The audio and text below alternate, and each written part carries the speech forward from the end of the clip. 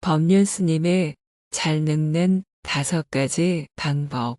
법륜 스님께서 강연을 시작하시자 71세 할아버지가 가장 첫 번째로 손을 번쩍 들어 질문하였습니다.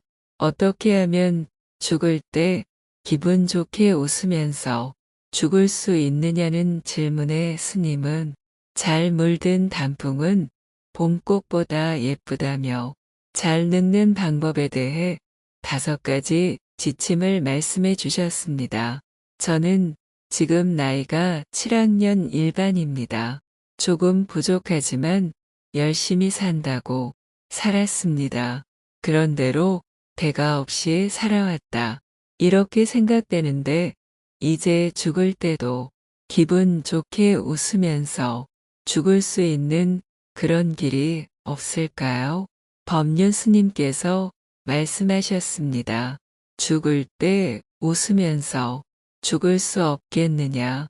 늙을 때 잘 늙으면 됩니다. 늙을 때 잘 늙어야 돼요. 낙엽이 떨어질 때도 있어요. 잘 물들어서 예쁜 단풍이 되기도 하고 쭈그러져서 가랑잎이 되기도 하거든요. 잎이 아름답게 물들려면 어떻게 해야 되느냐. 봄꽃은 예쁘지만 떨어지면 지저분해요. 그래서 주워가는 사람이 없어요. 쓸어버리지요. 그런데 잘 물든 단풍은 떨어져도 주워가죠. 때로는 책갈피에 껴서 오래 간직하기도 하죠. 그러니 잘 물든 단풍은 봄꽃보다 예뻐요. 잘 늙으면 청춘보다 더 낫다. 이런 얘기예요. 그런데 잘 늙는 게 어떤 것이냐? 이게 문제입니다. 젊어서는 어때요? 이것도 하고 저것도 하고 욕심을 내서 막 하면 사람들이 나쁘게 안 보고 야망이 있다 이렇게 말해요. 사람들이 좋게 해석을 해줘요. 그런데 나이 들어서 이것도 하고 저것도 하고 이러면 야망이 있다 안 그러고 뭐라고 그래요. 노인이 욕심 부린다 이래요. 추하다 이렇게 말해요. 그래서 첫 번째는 욕심을 좀 내려놔야 됩니다. 욕심을 좀 내려놔라. 아무리 의욕이 있고 하고 싶어도 나이 들면 욕심을 부리면 안 돼요. 아름답게 느껴지지 않고 추하게 느껴집니다. 인생을 갈무리해야 돼요. 그래서 욕심을 부리지 마라. 내일 죽을지 모레 죽을지 모르니까 아무것도 안 하고 놀아야 된다. 이런 얘기가 아니라 욕심은 부리지 마라 이겁니다. 두 번째는 젊을 때는 산을 오르거나 일을 하거나 무리하거나 과로해. 과로해서 쓰러져도 2일, 3일 쉬거나 병원에 입원하거나 하면 금방 낫습니다.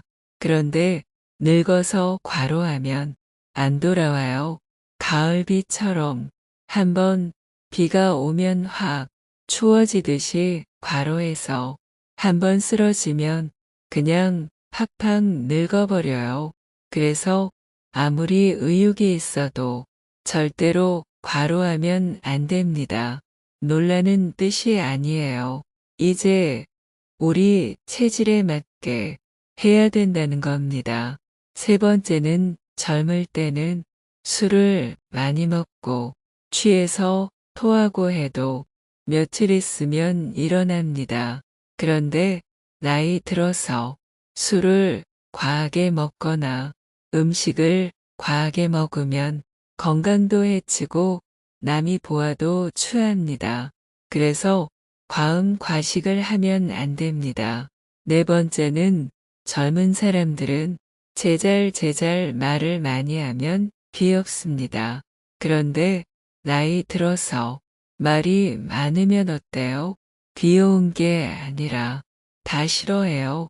그래서 말을 줄여야 돼요. 특히 잔소리를 안 해야 됩니다. 그런데 나이가 들면 잔소리하는 게 특징 중에 하나예요. 왜 그럴까요? 아는 게 많다고 생각하기 때문에. 아이고, 저러면 안 되는데, 저걸 어쩌지? 이렇게 걱정이 많아져요. 그걸 입으로 다 표현하면 젊은 사람들이 싫어해요. 그래서 입을 닫아야 됩니다. 만약에 자꾸 말하고 싶으면 무얼 한다? 염불을 해라입니다.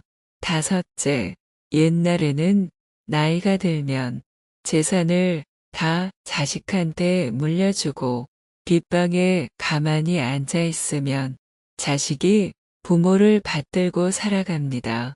걱정이 없습니다. 그런데 시대가 바뀌어 가고 있습니다. 나는 부모에게 잘 공경하고 살았는데 내 자식은 나한테 그런 식으로 안 하는 시대에 돌입해 있어요.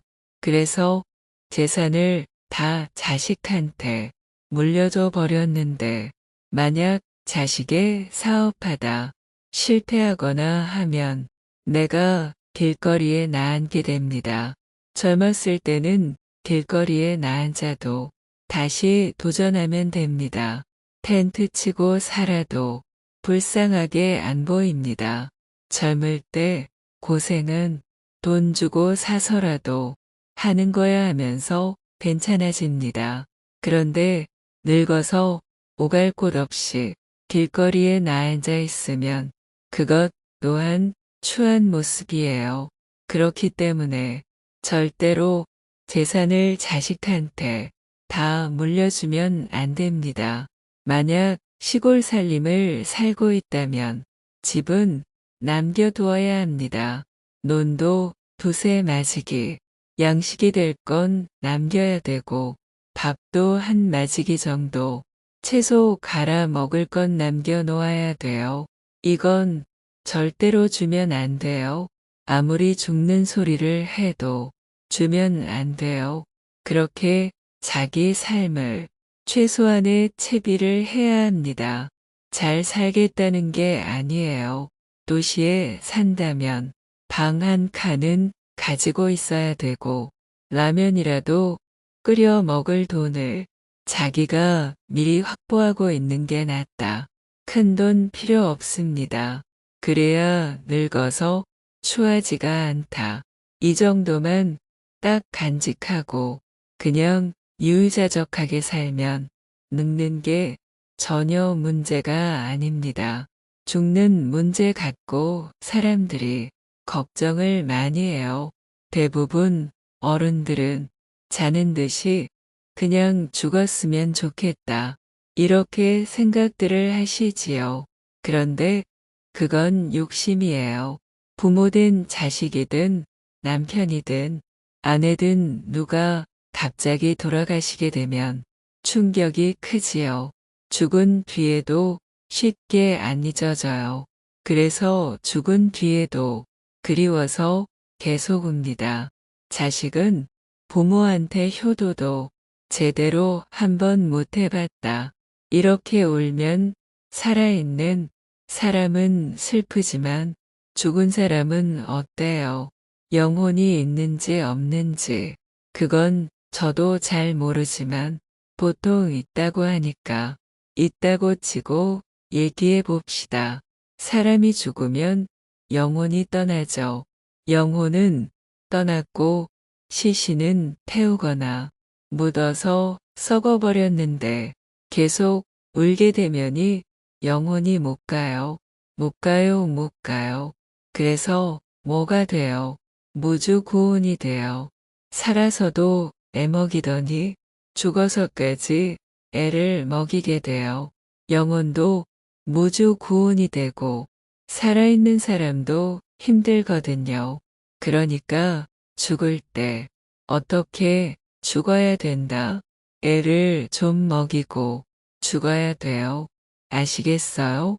옛날 같으면 한 3년은 병석에 누워가지고 자식의 똥, 오줌을 받아내도록 이러고 죽어야 돼요.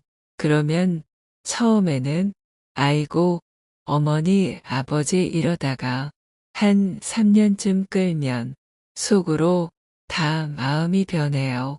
아, 고마 죽지. 이런 생각이 듭니다. 그때 죽어야 돼요. 그러면 돌아가셔서 울어도 그냥 형식적으로 울지. 하나도 미련이 안 생겨요. 살 만큼 살으셨다. 고마 잘 죽으셨다. 이렇게 된단 말이에요. 이걸 정을 뗀다 그래요.